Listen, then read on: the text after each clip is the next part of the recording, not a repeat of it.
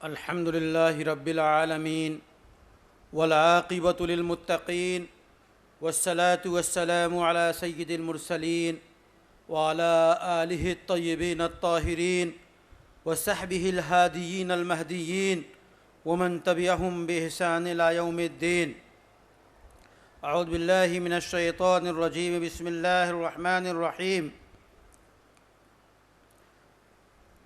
कुन्तुम खैर उम्मतिन उखरिजत लिन्नास तअमुरून बिलमारूफ व तनहौन अनिल मुनकर व तुअमिनून बिल्लाह व यक़ूलु सुब्हानहु व तआला व कज़ालिक जअलनाकुम उम्मतन वसता लितकूनू शुहदाअ अलन्नास।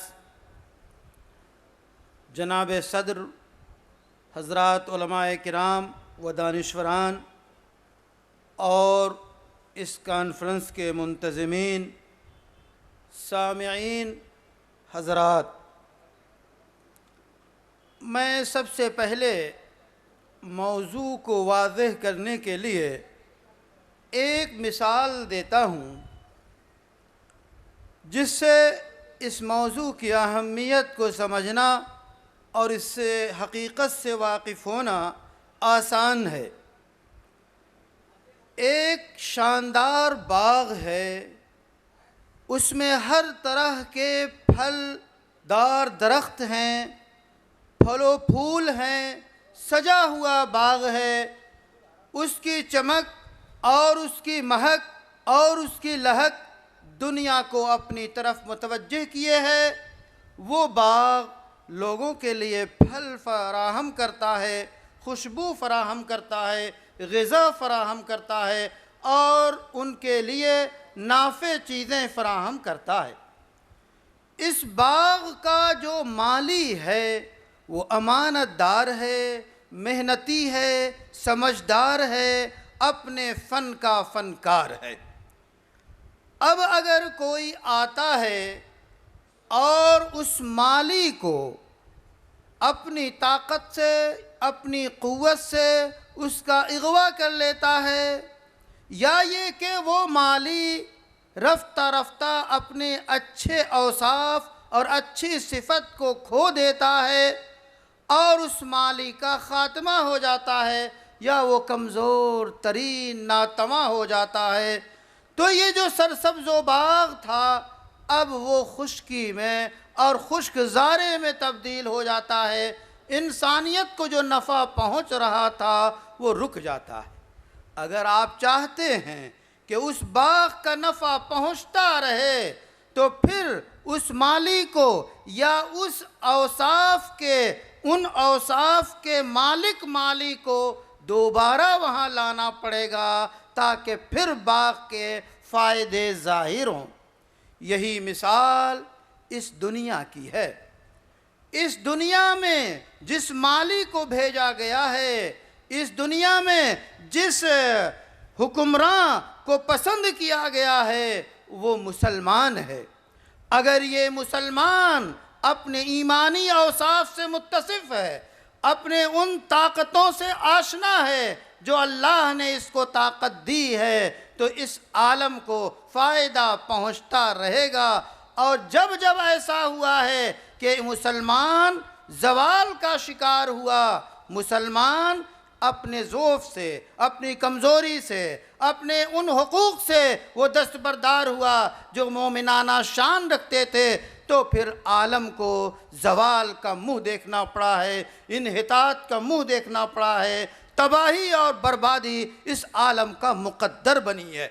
ये बहुत वाज़ेह मिसाल है। इसी मिसाल को अगर हम फिट करें और हक़ाइक़ का तज्ज़िया करें तो इस इंसानियत को उरूज कब मिला? सबसे पहले इस इंसानियत को उरूज उस वक्त मिलता है जब सैयदना आदम अलैहिस्सलाम की तख्लीक के बाद अल्लाह ताला ने फरिश्तों को हुक्म दिया कि सारे फरिश्ते आदम को सजदा करें। फसजदल मलाइकतु कुल्लुहुम अजमऊन, सारे फरिश्तों ने इंसानियत को सजदा किया, आदम अलैहिस्सलाम को सजदा किया। ये उरूज है आदम अलैहिस्सलाम का और इंसानियत का। लेकिन जब सैयदना आदम सैयदा हव्वा अलैहिस्सलाम से चूक होती है और ममनूआ दरख्त का फल ये खा लेते हैं, शैतान के बहकावे में आ जाते हैं, तो फिर ज़वाल होता है और जन्नत से निकाल कर इस दुनिया में भेज दिया जाता है।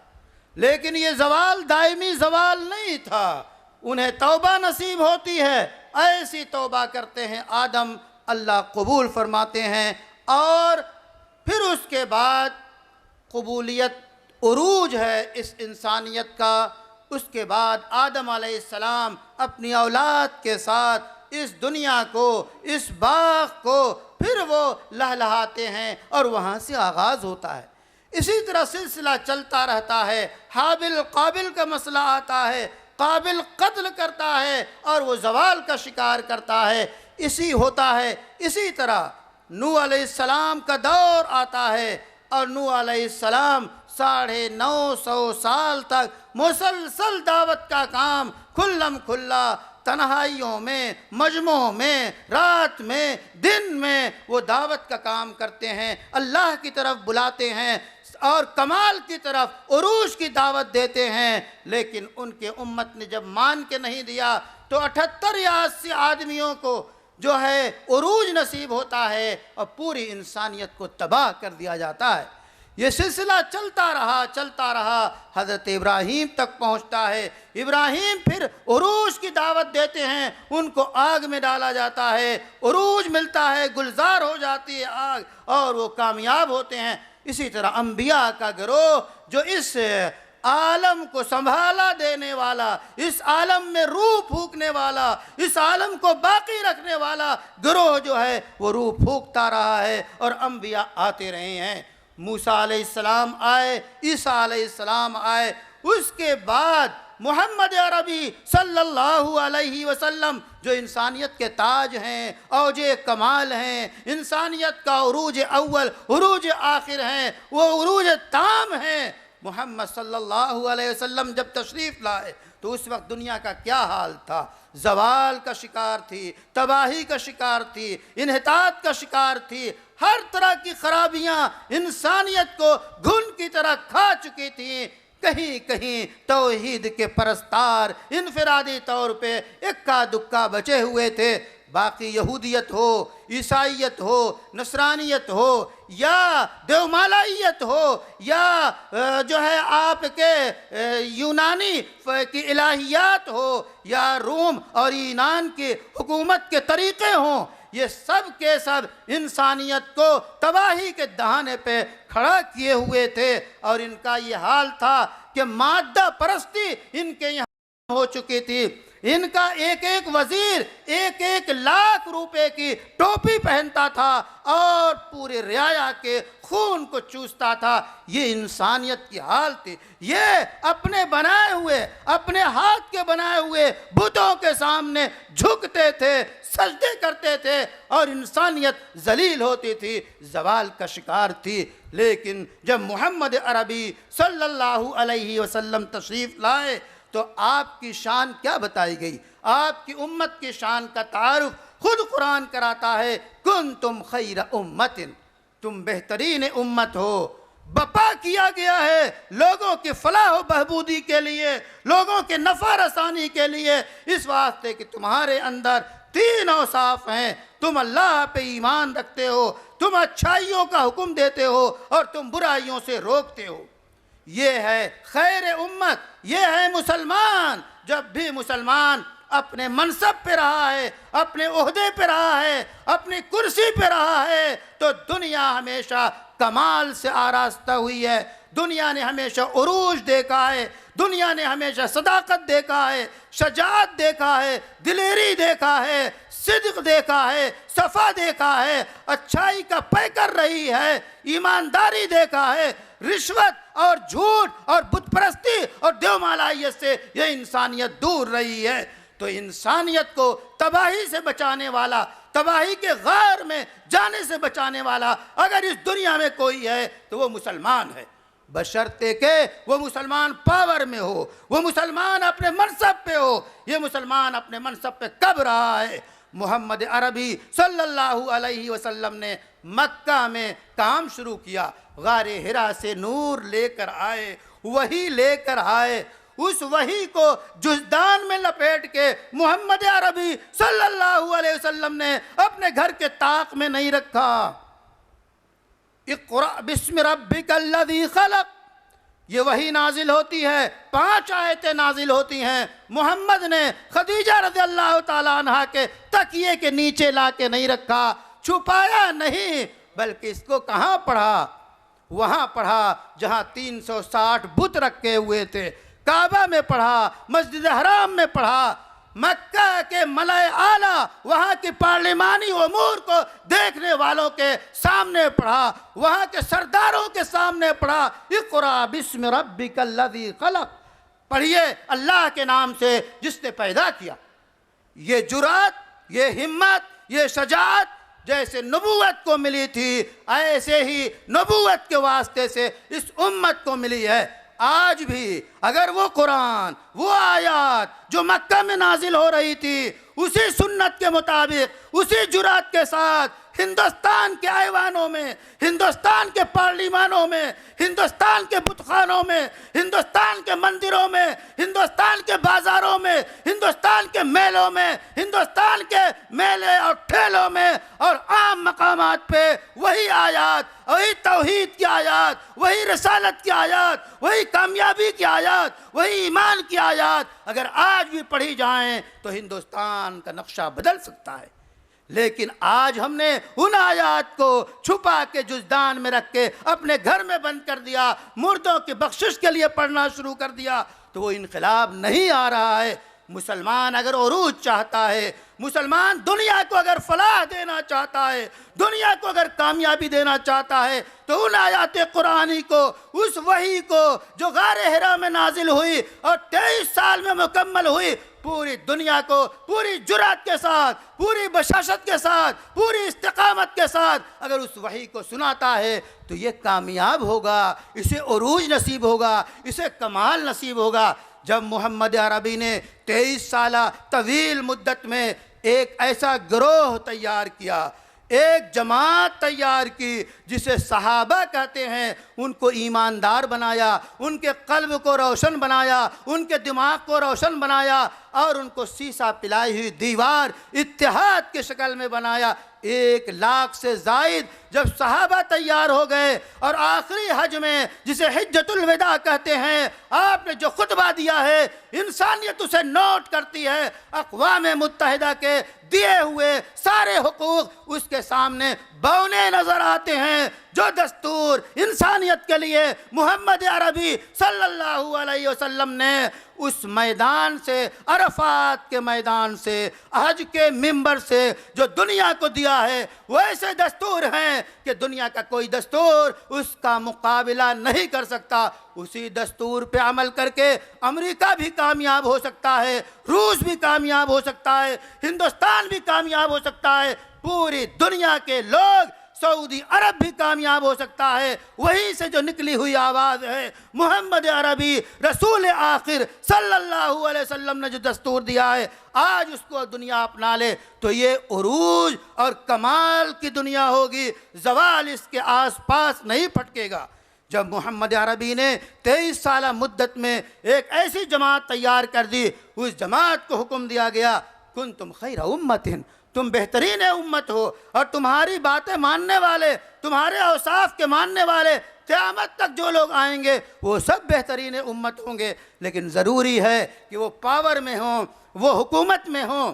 जब मुसलमान हुकूमत में रहा, अव्वल अलिफ से लेके या तक का ये मुख्तार रहा और खिलाफत राशिदा कायम होती है। अबू बकर खलीफा बनते हैं, उमर खलीफा बनते हैं, उस्मान खलीफा बनते हैं, अली खलीफा बनते हैं।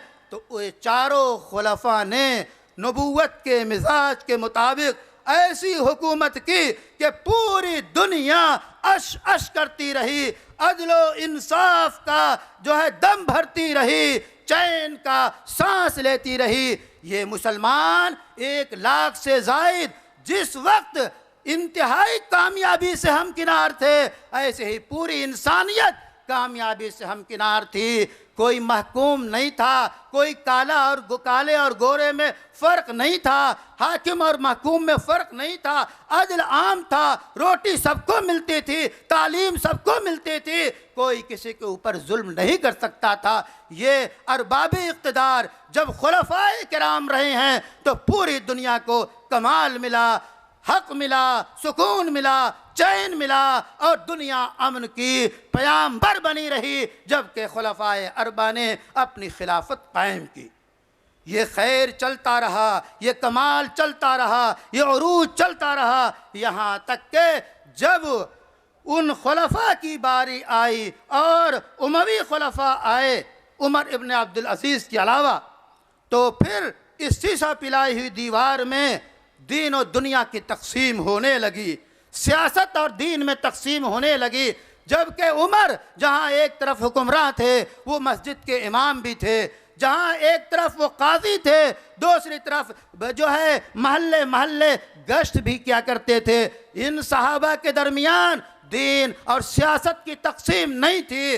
वो अपना सिपह सालार भी फौज का होता और मस्जिद का इमाम भी होता, वो जनरल भी होता और हुक्मरान भी होता और एक आम काजी भी होता, हर काम वो कर लेता। ये दीन की, दुनिया की, सियासत की, हुकूमत की, इमामत की और ये तकसीमात नहीं थी।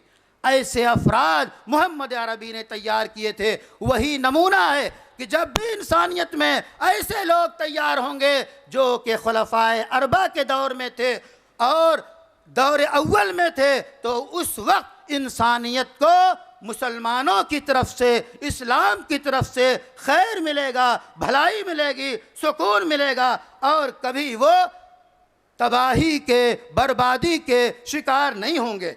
रफ्ता रफ्ता जब बनु उमैया और बनु अब्बास का यही हाल रहा और दीन और सियासत में तकसीम होती गई, तो ज़वाल आना शुरू हुआ और ये ज़वाल उस वक्त तक बाकी रहा जबकि 1000 से 1100 में सलाहुद्दीन अय्यूबी ने जुर्अत का मुज़ाहरा करते हुए ईसाइयत और यहूदियत पे जो है फतह पाई और मस्जिद अक्सा को उन्होंने पूरे ज़ोर के साथ, पूरे शोर के साथ, पूरी हिकमत के साथ, पूरी क़ुव्वत के साथ, ईमानी जुर्अत के साथ जब उन्होंने फतह किया तो एक उरूज और मिलता है, लेकिन इसको बका नहीं मिलता। सवाल ये है कि ये मुसलमान जब बाइख्तियार हो, बाइख्तियार रहने के लिए कोशा हो, तो इंसानियत को फैज़ पहुँचता है। और जब ये मुसलमान अपने मनसब से हट जाता है या गुनाहों की वजह से, गलतियों की वजह से मनसब से इसे माजूल कर दिया जाता है,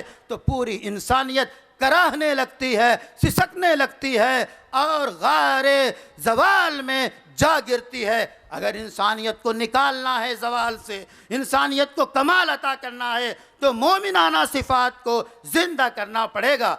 इन खुलफा, इन हुक्मरानों, इन दुई के बाद दो सियासत और हुक्मरान, दीन और हुकूमत अलग अलग करने के बाद फिर जो रफ्ता रफ्ता जो काम बाकी रहा है वो उन अफराद के ज़रिया रहा है जिन्होंने शख्सी तौर पे लोगों के तज़किये की और इस्लाह की कोशिश की है।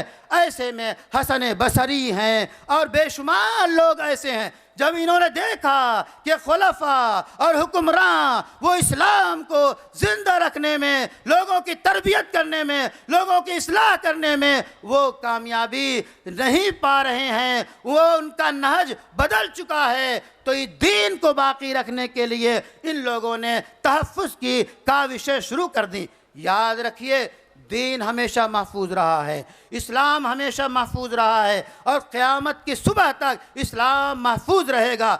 जो आदाए इस्लाम हैं, जो इस्लाम को मिटाना चाहते हैं, उनसे बरसरे पैकार रहो, उस वक्त तक बरसरे पैकार रहो जब तक के सिर्फ और सिर्फ अल्लाह की हुकूमत न कायम हो जाए, दीन खिल खालिस कायम न हो जाए। और दीन खालिस और दीन वहीद और दीन मुस्तफ़ा, दीन शरीयत व शरीयत मुस्तफ़ा कब कायम रह सकती है? उसके लिए दो बुनियादी शर्तें हैं।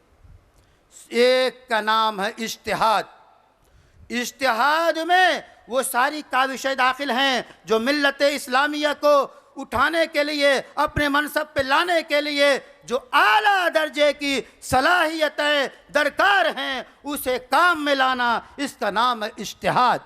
चाहे वो मुज्तहिदीन फ़ुक़हा की इस्तिलाह में हो या मुज्तहिदीन आम इस्तिलाह में हो। आम इस्तिलाह ज़्यादा बेहतर है कि हर मैदान की काविश करने वाले, हर मैदान में तरक्की की सोचने वाले मुफक्किरीन जो मुज्तहिदीन कहलाते हैं, वो एक भी हो सकते हैं, मुज्तहिद भी हो सकता है। और पूरी एकेडमिया और पूरे जो कानून साज इदारे और उम्मत मुस्लिमा के दिमाग जमा होकर मिल्लत की बहबूदी के लिए सोचने वालों का नाम मुज्तहिदीन है, उनके अमल का नाम इज्तिहाद है। और ये कभी बंद होने वाला नहीं है, ये भी क़यामत की सुबह तक जारी रहेगा। लोग सोचेंगे दज्जाल से कैसे निपटें, लोग सोचेंगे दज्जाल के कत्ल का मंसूबा कैसे करेंगे। ये कौन करेगा? ये उलमा करेंगे, मुज्तहिदीन करेंगे, जिनको अल्लाह ने आला दर्जे की सलाहियतों से नवाजा होगा। ये इज्तिहाद तालीमी भी होगा, ये इज्तिहाद तहज़ीबी भी होगा, ये इज्तिहाद तकवीनी भी होगा, ये इज्तिहाद सनाती भी होगा। इस इज्तिहाद के ऐसे बालों पर होंगे जो लेके उड़ने की सलाहियत रखेगा। तख्ते खिलाफत पे जब तक बैठा ना दे, उस वक्त तक इज्तिहाद बंद नहीं होगा, उस वक्त भी बंद नहीं होगा। उसको चलाने के लिए क़ुव्वत इज्तिहाद जारी रहेगी। एक तो इज्तिहाद है, दूसरे बिल्कुल साफ लफ्ज़ों में जिहाद है। जिहाद किसे कहते हैं? जिहाद कहते हैं हक़ को गालिब करने के लिए हर तरह की कोशिश करना, तकरीर करना, तहरीर लिखना, जितने तरीक़े हक़ को गालिब करने के लिए हो सकते हैं, सच को गालिब करने के लिए हो सकते हैं, भलाई को गालिब करने के लिए हो सकते हैं, अमन लाने के लिए जितने ऑपरेशन हो सकते हैं, उन सब का नाम जिहाद है। इस उम्मत के अंदर ये दो चीज़ें असर नाव पैदा करनी होंगी, जिहाद की क़ुव्वत और इज्तिहाद की क़ुव्वत। जिहाद और इज्तिहाद की क़ुव्वत को अपने हकीकी मफ़हूम में रखिएगा, उस मफ़हूम में नहीं रखिएगा जिसको आज की दुनिया बदनाम करने की कोशिश कर रही है। नेक नामी के साथ, अच्छाई के साथ, भलाई के साथ जो जिहाद किया जाएगा, जो इज्तिहाद किया जाएगा, वो उम्मत मुस्लिमा को ज़िंदा करने में इंतहाई कारगर साबित होगी। बात यह थी कि जब खुलफा हटते गए तो अरकाने हुकूमत नमूना बनने के लायक न रहे और उन्होंने इंसानियत को उनकी सदाकत में शुबह होने लगा, इस वास्ते उनको लोगों ने वहाँ से हटाया। इसलिए अब अगर इस वक्त जायज़ा लिया जाए कि उम्मत मुस्लिमा कहाँ कहाँ उरूज में है और कैसे कैसे ज़वाल का शिकार हुई है, तो माजी करीब में इसी हिंदुस्तान में सैयद अहमद शहीद राय बरेलवी की जो कोशिशें, जो काविशें और जो जिहाद था, वो मुसलमानों को कमाल अता करने के लिए था। बालाकोट और उसके अतराफ में बाकायदा इस्लामी निज़ाम कायम हुआ, चोर के हाथ काटे गए और हुदूद इस्लामी बाकायदा गालिब आई और इस्लाम का निफाज एक महदूद पैमाने पे हुआ। लेकिन चूँकि वो क़ुव्वत, वो अफराद, लोगों की जो सदाकत और जो लोगों की मुआफ़क़त चाहिए थी वो नहीं हो सकी, निफाक फैला और उसकी वजह से सैयद अहमद शहीद शहीद हुए और शहीद बालाकोट कहलाए। उसके बाद उनके बाद मौलाना कासिम नानोतवी ने है, इनके पीछे असल तहरीक है, रूह जिहाद है। अब हमें क्या करना है? अभी करीब में आपके अफ़गानिस्तान में तालिबान ने जिहाद का मार्का गर्म किया और उन्हें फतह हुई, कामयाब हुए, वहाँ निज़ाम इस्लामी कायम हुआ, लेकिन एक खित्ते पे कायम हुआ था। दुनिया के चौधरियों ने, दुनिया के दादाओं ने, दुनिया के मुजरिमों ने उसे कुचल दिया।